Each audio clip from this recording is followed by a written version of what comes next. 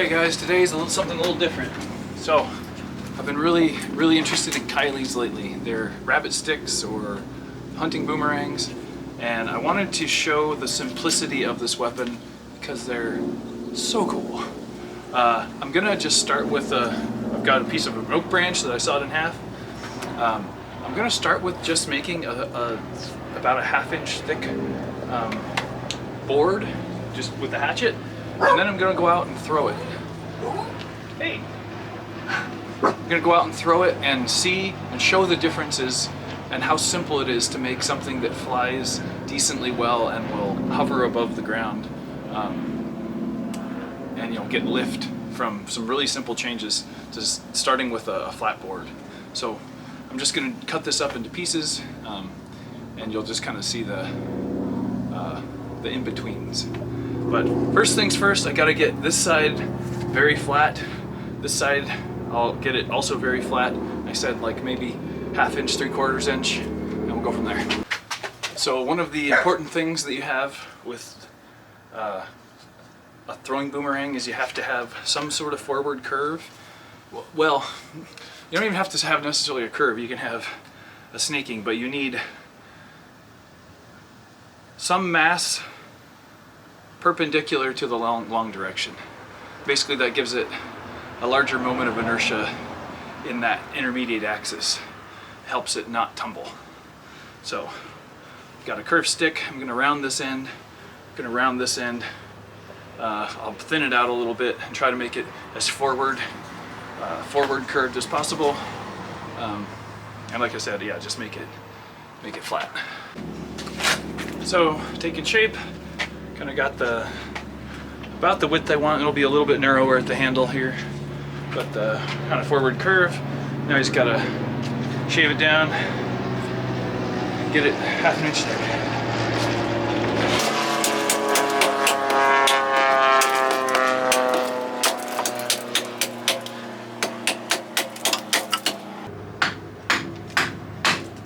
Probably aim for 3/4.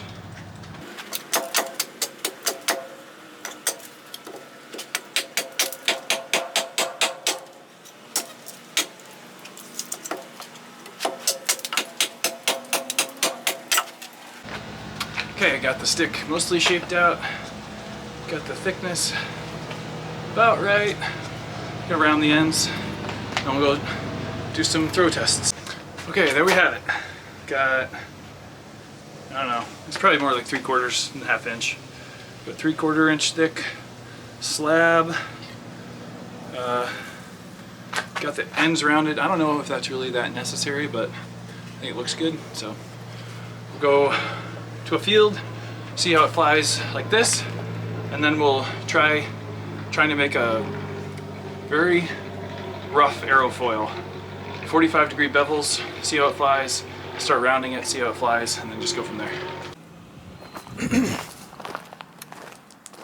Okay, so I've got my stick. It's the, this is the unfinished one. Here's a finished one.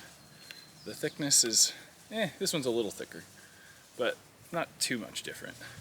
So I just want to throw this one so you can see how it flies, what it should fly like if it's floating, if it's actually getting lift and flying like a throw stick should or a kylie should. And then I'll throw this one and you'll see it's a much more parabolic arc. So. See how it spins and just stays in the air. Here's another one. Maybe this will be easier to see on camera. This one has a lot more lift. It's a little bit smaller.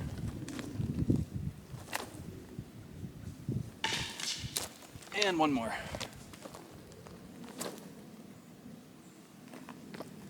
You can see how that just stays in the air. Okay, so now for the unfinished stick.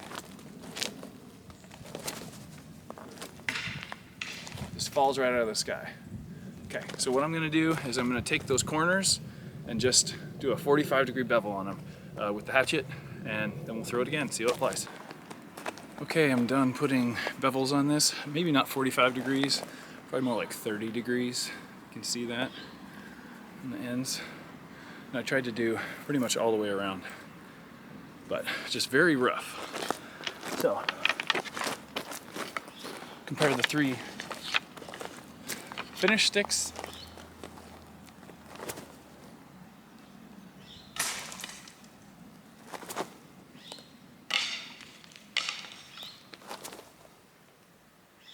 You can see how they kind of adjust as they fly.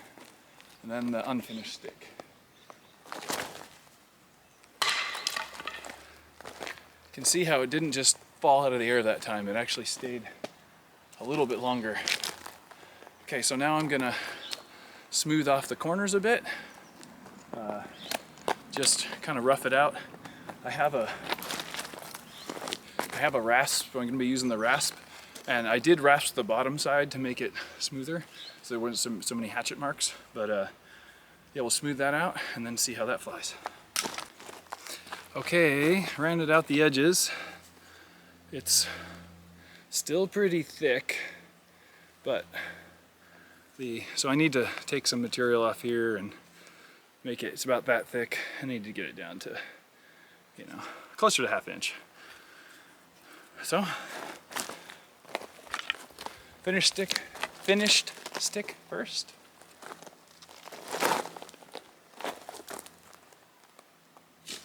You see how that thing floats forever? So this thing's too heavy still, but it's gonna fly better than it did last time. That stayed in the air longer. You can see at the end it was falling really fast. So I'll just take some material off and lighten it up a little bit and see how it flies. But I bet just with taking it down, you know, less than an eighth of an inch, 1/4 of an inch in thickness, it'll start flying real nice. Okay, so I rasped it down, thinned it down a little bit, so you can see it's a little bit thinner, a lot smoother. So after the rasping, I took it to a rock and just tried to knock off any of the fur, the kind of the rasp leaves on there. But yeah, let's see how this flies now. Finished stick. Finished stick.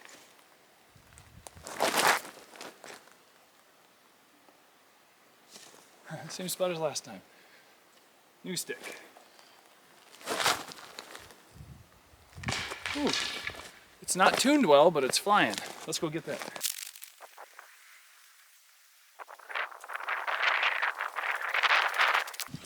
Okay,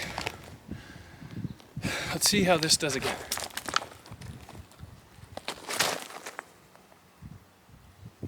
Oh, that was a better throw. See how that flew a lot like this one?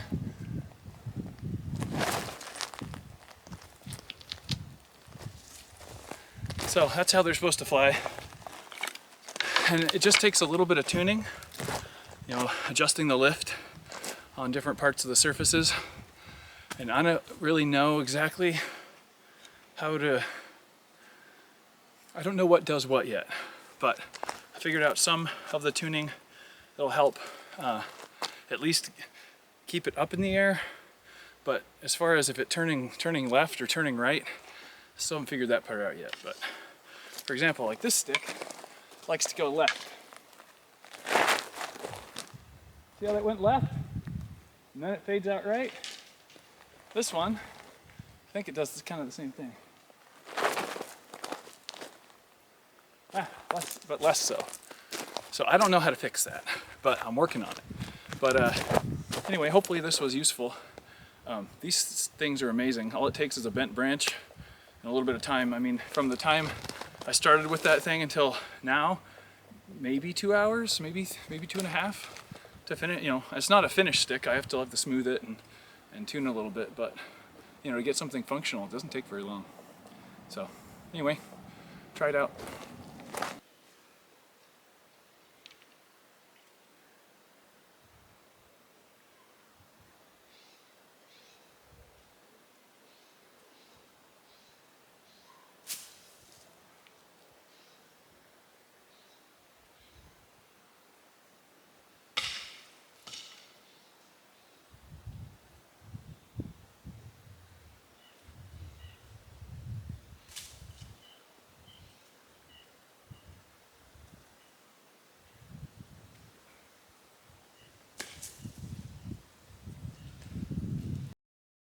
I realized it was kind of mean to talk about adjusting lift and then not actually mention any of the methods to do it. So if you have a stick that's just shooting up into the air and just getting a ton of lift, you have to reduce the lift. And one way to reduce the lift, well, there's multiple ways, but one of the ways you can do it is by so you know the stick is spinning like this, So this is the leading edge, and this is the leading edge. On the trailing edge of both sides, so this side and this side, you can take off material on the underside. If you just kind of bevel this and bevel this, that will reduce some of the lift. That's one way to do it. If you have too little lift, adjusting the angle of attack of the underside is a really good way to do it. There is some adjustment to the top surface that can help increase lift, but you know, you can actually find different shapes of aerofoils on the internet, and I've been just kind of experimenting with trying to sort of shape it like those.